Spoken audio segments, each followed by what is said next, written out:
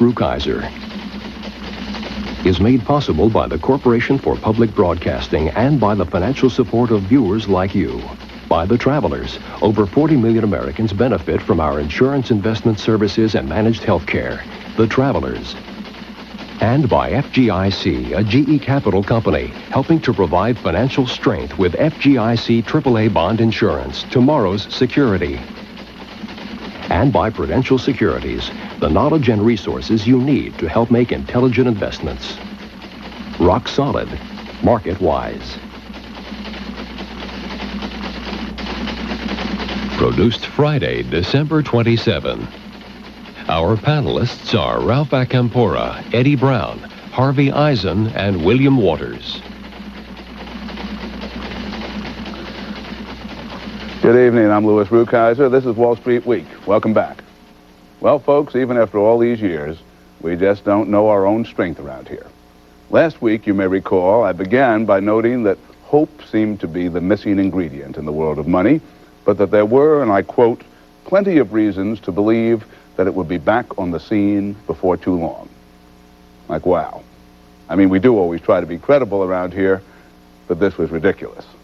Obviously, in response to this unfashionably optimistic forecast, the stock market proceeded to stun the skeptics with the biggest weekly point gain in the history of the Dow Jones Industrial Average, taking it and a bevy of other market indexes to their highest levels since the first Thomas expressed his doubts.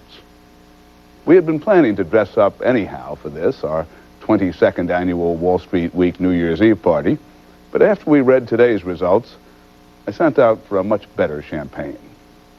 You know, it truly is remarkable how the bears keep grabbing the headlines, but the bulls keep making the money. We had another brilliant example of whom not to listen to last month, when, in response to some brief crazy talk in Washington about trying price controls in the credit markets, Wall Street had another of those one-day panics that continue to mislead the naive. Out came the hysterical headlines from those whose record for market forecasting would have to improve dramatically to qualify as merely mediocre. As one conspicuously silly example, the editor of Barron's, who has been missing the markets for more than a decade, but who's counting, was so happy finally to see a sell-off that he crowed in print that the scales had dropped from investors' eyes and spoke of the start of the Bush bear market, while using up much of the weekly's front page for a screaming headline, "Whatever became of the big bull market?" The answer, in case he still hasn't noticed, is just look out the window or watch Wall Street Week.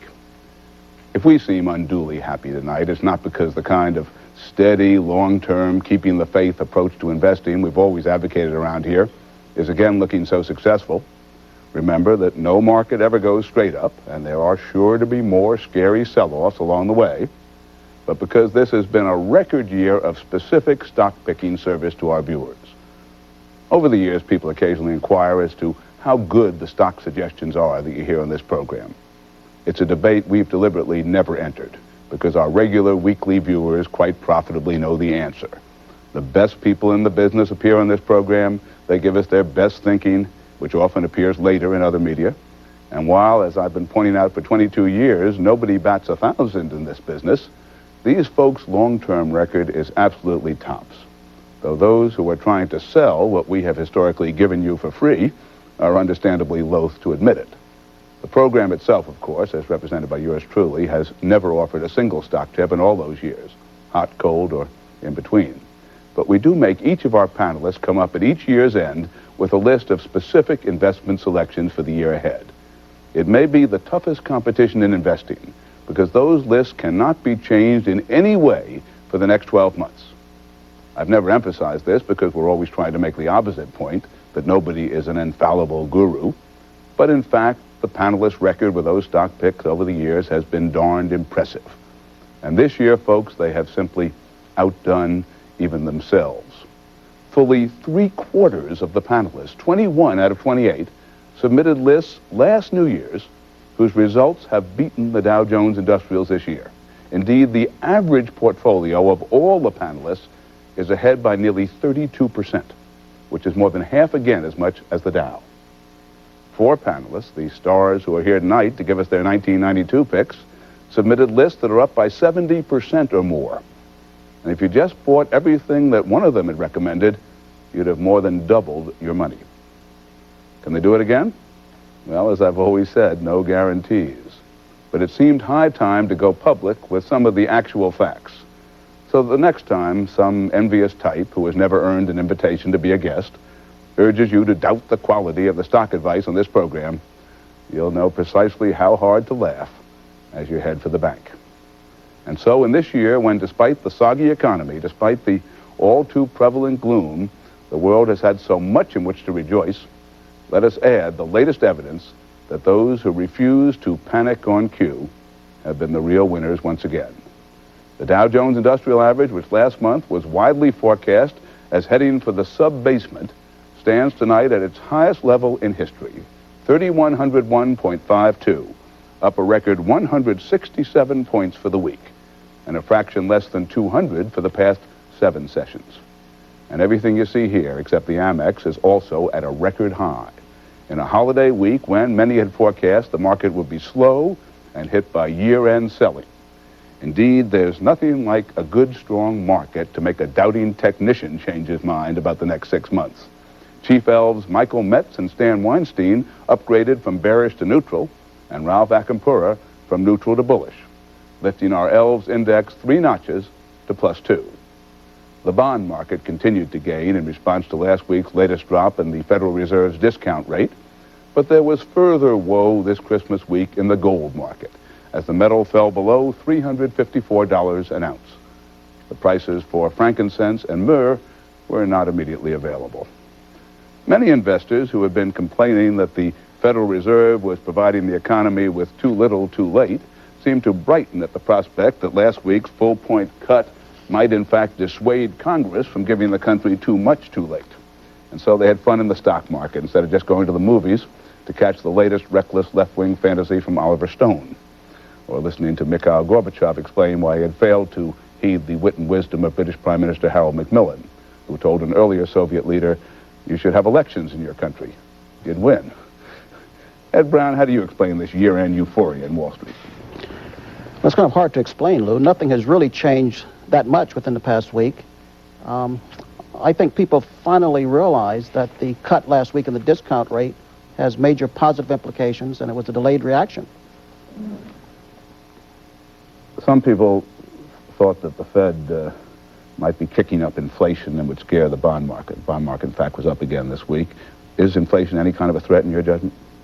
No, I don't believe so. In fact, I think that's one of the big positives. I saw a study recently that said that in the beginning of an economic recovery, almost all of them in history, that inflation has actually declined because there's so much excess capacity, so much excess labor, materials, and you get a big increase in productivity. So in the near-term horizon, I don't think inflation is a problem at all.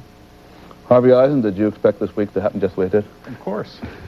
What do you make of it? I think a couple of things happen. I think Alan Greenspan clearly has thrown in the towel. He's gone from a process of gradualism to a process of extreme moves. George Bush has announced for the first time he's going legitimately at a strong re-election campaign, and he's terrified about the economy. I think those are the two big changes. Up till last week, some people thought there'd been too much span, too little green. You think he's remedied that problem? I think he's done what they've always done. I think he's gotten the message that Bush has to be re-elected, and he's absolutely pushed the pedal to the floor. Well, if they have done what they've always done and pushed the pedal to the floor, then should we start worrying about inflation?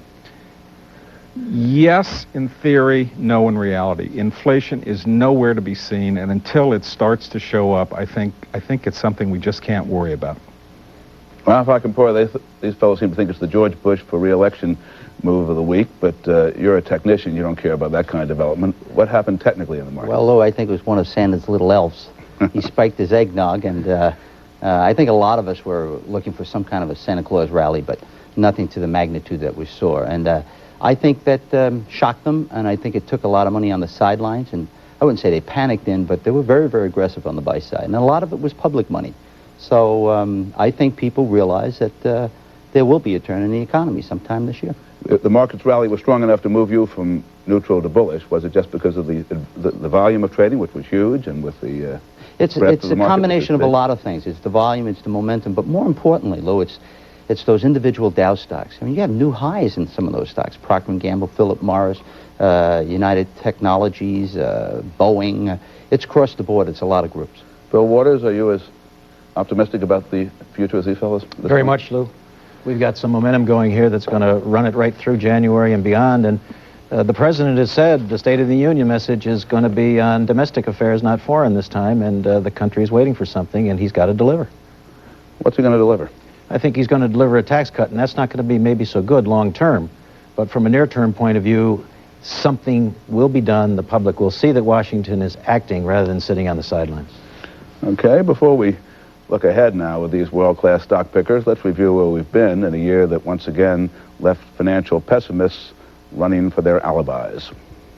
The Dow Jones Industrial Average made its low for the year in the first 9 days and is now within sight of a 500-point annual advance. Even so, all the broader indexes made even greater percentage gains. But woe to those who took seriously the name precious metals. Gold and silver seemed determined to make it 2 flop decades in a row. The U.S. dollar steadied, replacing gold as the world's safe haven in times of crisis. And despite a year-end sell-off as American interest rates tumbled, lost ground for the year only against the Japanese yen. Meanwhile, the U.S. economy continued at an anemic pace that has so far made George Bush's administration the slowest period for overall growth since Herbert Hoover's term. Gross national product, the nation's total output of goods and services, was actually down in only 2 quarters, the last of 1990 and the first of 1991. But it never was anything to cheer about. The government last month started to measure growth instead by what's known as gross domestic product, which covers only the output within our own borders. By that alternative measurement, the recession was deeper last winter, but the comeback clearly started in the spring. Now for the good news.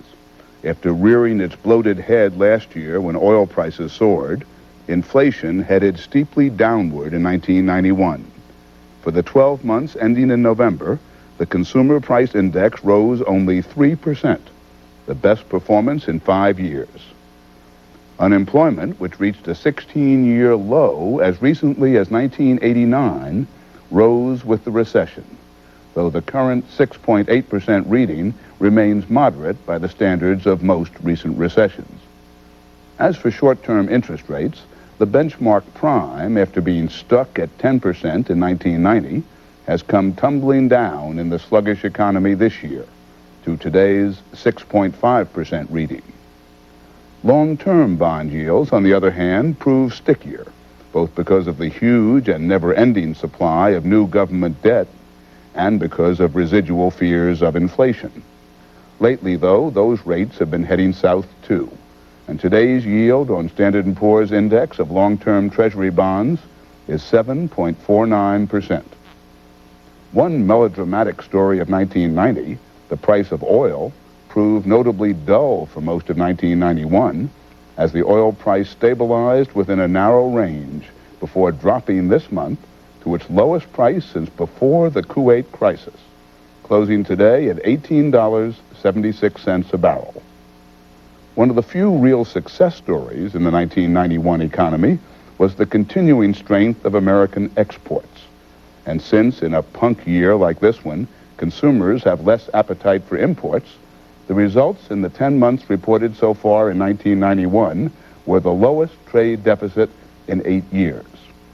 Incidentally, the nation has not seen a monthly trade surplus since April of 1976. And where do we go from here?